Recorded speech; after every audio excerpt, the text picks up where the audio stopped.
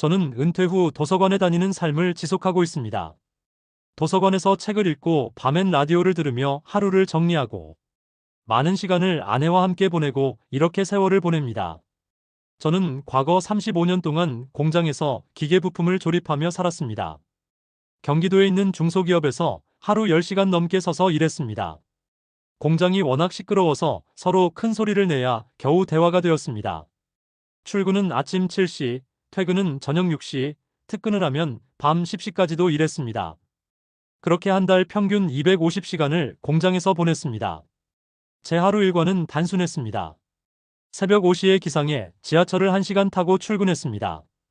기계 소리에 묻히지 않게 크게 말하며 일했고, 퇴근 후에는 집에 오자마자 씻고 텔레비전을 보다가 잠들었습니다.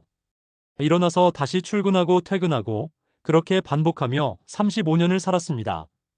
그렇게 바쁘게 살다 보니 시간이 금방 갔습니다. 그런데 정년 퇴직을 하고 나니 갑자기 시간이 너무 많아졌습니다. 일을 하던 습관 때문인지 새벽 5시가 되면 저절로 눈이 떠졌습니다. 그런데 더 이상 갈 곳이 없었습니다. 출근할 필요가 없는 아침이 처음엔 낯설었습니다. 아내는 퇴직한 날 아침 제게 말했습니다. 이제 좀 쉬면서 살아. 그 말이 참 따뜻하게 들렸지만 막상 쉬는 게 어려웠습니다. 퇴직금은 1억 원이었습니다.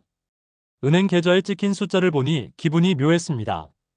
평생 일하며 받은 돈이었지만 이렇게 한 번에 받아보니 감회가 남달랐습니다. 이 돈이면 여유롭게 살 수 있겠지. 처음엔 그렇게 생각했습니다.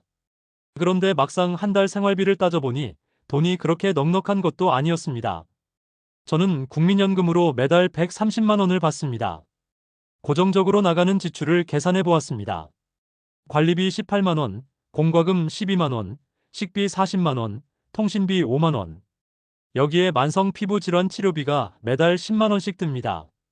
도서관은 공짜지만 가끔 외출이라도 하면 최소 10만 원은 나갑니다. 한 달 생활비가 110만 원에서 130만 원 사이로 나왔습니다. 연금으로 생활비는 감당할 수 있었지만 퇴직금을 어떻게 써야 할지 고민이 많았습니다. 한 번 써버리면 다시 벌 수 없는 돈이니까요. 이 돈을 어떻게 관리해야 할까? 어디에 투자해야 하나? 퇴직금은 한꺼번에 나왔지만 이걸 어떻게 굴려야 할지 막막했습니다. 은행에 넣어두자니 이자가 얼마 되지 않았습니다. 주식이나 부동산 같은 건 해본 적이 없어서 선뜻 손이 가지 않았습니다.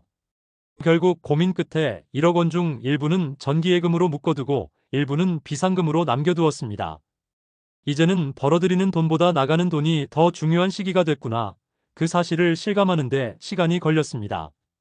퇴직 후 처음 몇 달은 그냥 텔레비전만 보며 시간을 보냈습니다. 그런데 이상하게도 시간이 더 안 갔습니다. 공장에서 일할 때는 하루가 쏜살같이 지나갔는데 이제는 텔레비전 한 편이 끝나고 나면 한숨이 나왔습니다. 그렇게 몇 주를 보내던 어느 날 동네를 걷다가 작은 도서관을 발견했습니다. 평생 책을 읽을 일이 없었습니다. 공장에서 일하는 동안은 손이 너무 바빴고 퇴근하면 피곤해 책을 펼칠 힘도 없었습니다. 하지만 퇴직 후에는 시간이 많았습니다. 처음엔 그냥 신문을 읽으러 도서관에 갔습니다. 그런데 앉아있다 보니 주변 사람들이 읽는 책이 눈에 들어왔습니다. 난 한 번도 책을 제대로 읽어본 적이 없네. 평생 일만 하느라 공부란 걸 해본 적이 없구나. 그렇게 조금씩 책을 읽기 시작했습니다.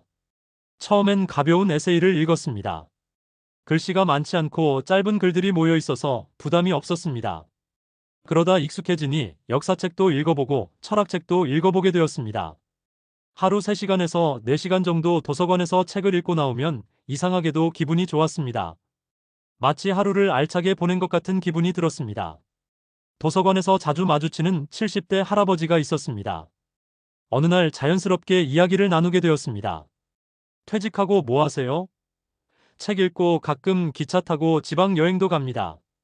그 할아버지는 퇴직 후 혼자 기차 여행을 다닌다고 했습니다. 한 번은 서울에서 부산까지 무궁화호를 타고 다녀왔다고 했습니다. 혼자 여행하면 심심하지 않으세요? 아니, 오히려 혼자라서 더 좋아요. 창밖 보면서 생각도 하고 책도 읽고. 그 말을 듣고 나니 저도 언젠가 한 번쯤 혼자 기차를 타고 떠나보고 싶다는 생각이 들었습니다. 저는 원래 텔레비전을 잘 보지 않습니다. 대신 라디오를 즐겨 듣습니다. 퇴직하고 나니 밤이 너무 조용해서 오히려 어색했습니다. 공장에서 일할 때는 항상 기계 소리가 있었고 퇴근하면 텔레비전 소리가 있었습니다. 그런데 퇴직 후의 밤은 이상하리만큼 고요했습니다. 그래서 매일 밤 라디오를 켰습니다. 오늘도 하루가 지나갔구나. 라디오에서 나오는 사람들의 사연을 들으면 마치 누군가와 대화를 나누는 것 같았습니다. 저는 MBC 표준 FM 여성시대를 자주 들었습니다. 옛날 이야기나 인생 상담 같은 걸 들으면 재밌었습니다. 아, 저런 사람도 있구나. KBS 라디오 북클럽도 즐겨 들었습니다. 도서관에서 본 책이 라디오에서 소개될 때면 괜히 반가웠습니다. 혼자 책을 읽고 끝나는 게 아니라 누군가와 공유하는 느낌이 들었습니다. 라디오를 들으며 하루를 정리하고 그렇게 잠이 들었습니다. 퇴직 후에도 저는 새로운 일상을 만들어가고 있습니다. 바쁘게 살아온 35년을 지나 이제야 한가로운 시간을 배워가는 중입니다. 책을 읽고 라디오를 듣고 그렇게 하루를 보내면서 저는 퇴직 후의 삶을 조금씩 익히고 있습니다. 그리고 저는 깨달았습니다.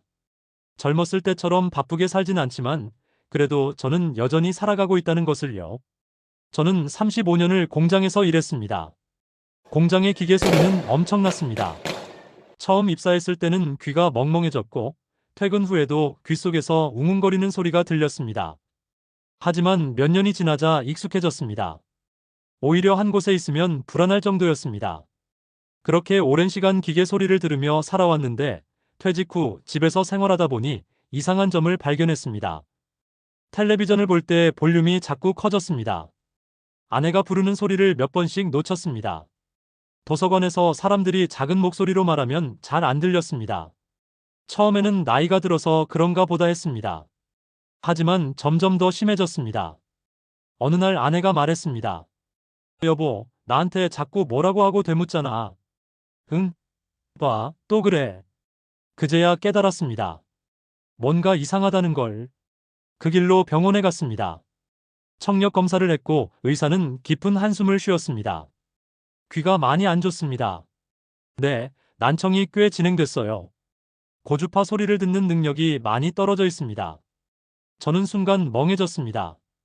공장에서 오랜 시간 시끄러운 소리를 듣다 보니 청력이 조금 나빠졌을 거라 예상은 했지만 난청이라는 말을 들으니 마음이 무거웠습니다. 보청기를 고려하셔야 할 수도 있어요. 저는 말없이 검사 결과지를 내려다보았습니다. 공장에서는 귀가 안 좋아도 별로 불편하지 않았습니다. 어차피 기계 소리가 너무 크니 주변 사람들도 서로 고함을 질러야 겨우 대화할 수 있었습니다. 그런데 퇴직 후 조용한 곳에서 생활하니 제가 들을 수 없는 소리들이 있다는 걸 실감했습니다. 특히 모임에 가면 대화가 어려웠습니다. 여러 명이 함께 이야기하면 누가 무슨 말을 하는지 잘 들리지 않았습니다. 가끔은 대화 내용을 놓쳐서 그냥 고개만 끄덕였습니다. 그러다 보니 점점 말이 줄어들었습니다. 그냥 책이나 읽고 라디오나 듣는 게 편하겠다. 저는 그렇게 조금씩 사람들과의 대화에서 멀어졌습니다. 퇴직 후 하루 종일 집에 있다 보니 자연스럽게 아내와 함께 있는 시간이 늘었습니다. 결혼 후 40년 동안 이렇게 긴 시간을 같이 있어 본 적이 없었습니다. 일할 때는 출근하면 아내는 잠들어 있었고 제가 퇴근할 때쯤이면 아내는 저녁을 준비하고 있었습니다. 대화라고 해봐야 밥 먹어. 응. 피곤하지. 응. 계속. 이게 다였습니다. 그런데 퇴직 후에는 하루 종일 집에 있으니 아내와 대화가 많아졌습니다. 처음엔 어색했습니다. 하지만 아내가 먼저 말을 걸어주었습니다. 오늘 뭐 읽었어? 역사책이야. 옛날 사람들은 어떻게 살았나 그런 내용인데 재밌더라고. 그래? 나한테도 좀 얘기해줘봐. 책 이야기를 하면 아내는 진지하게 들어주었습니다. 제가 라디오에서 들은 사연을 이야기하면 아내는 같이 듣자고 했습니다. 당신도 한번 들어봐. 재밌어. 예전 같으면 각자 텔레비전을 보고 말았을 텐데 이제는 함께 같은 이야기를 나누는 시간이 많아졌습니다. 저는 요즘 책을 읽고 라디오를 듣고 조용히 하루를 정리하는 생활을 하고 있습니다. 젊었을 때처럼 바쁘게 살진 않지만 그래도 저는 여전히 살아가고 있습니다. 저는 여전히 배우는 재미를 느끼며 살아갑니다. 퇴직 전에는 늘 시간이 부족했습니다. 출근하고 퇴근하면 하루가 끝났습니다. 주말에도 밀린 집안일을 하거나 피곤해서 그냥 쉬었습니다. 그래서 뭔가를 배우고 싶어도 시간이 없었습니다. 그런데 이제는 다릅니다. 저는 요즘 도서관에서 책을 읽습니다. 처음에는 그냥 신문을 읽으러 갔는데 어느 순간 책이 눈에 들어왔습니다. 에세이부터 시작해서 역사책, 철학책까지 읽게 되었습니다. 책을 읽으면 새로운 세상이 보였습니다. 아, 이런 생각을 하며 사는 사람도 있구나. 예전에는 이런 일이 있었구나. 책을 읽다 보면 시간이 훌쩍 지나갑니다. 하루 3시간에서 4시간 정도 도서관에서 보내는데 그 시간이 가장 알차게 느껴집니다. 처음에는 혼자 조용히 책만 읽었지만 이제는 도서관에서 만난 사람들과도 가끔 대화를 나눕니다. 몇 달 전에는 70대의 한 할아버지를 만났습니다. 그는 퇴직 후 기차를 타고 여행을 다닌다고 했습니다. 저는 혼자서 전국을 돌아다니는 게 좋아요. 기차 타고 가면서 창밖을 보면 생각이 정리되거든요.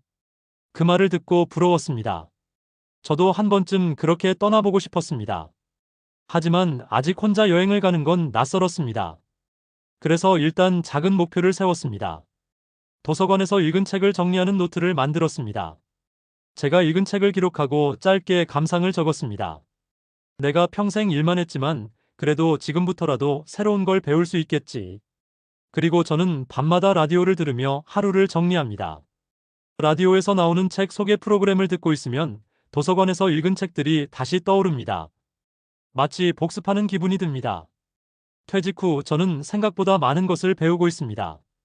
도서관에서 책을 읽고 밤엔 라디오를 들으며 하루를 정리하고 아내와 함께 시간을 보내고 이렇게 시간을 보내다 보니 하루하루가 무의미하게 지나가지 않았습니다. 젊었을 때는 시간이 없었습니다. 하지만 이제는 시간을 즐기며 사는 법을 배우고 있습니다. 퇴직 후에도 배울 수 있습니다. 이제서야 여유라는 걸 알게 되었습니다. 젊었을 때처럼 바쁘게 살진 않지만 그래도 저는 여전히 살아가고 있습니다. 여유 있는 삶 생각하기 나름이고 자기가 만족스러우면 되는 겁니다. 오늘은 여기까지입니다. 더 나은 영상으로 다시 찾아뵙겠습니다.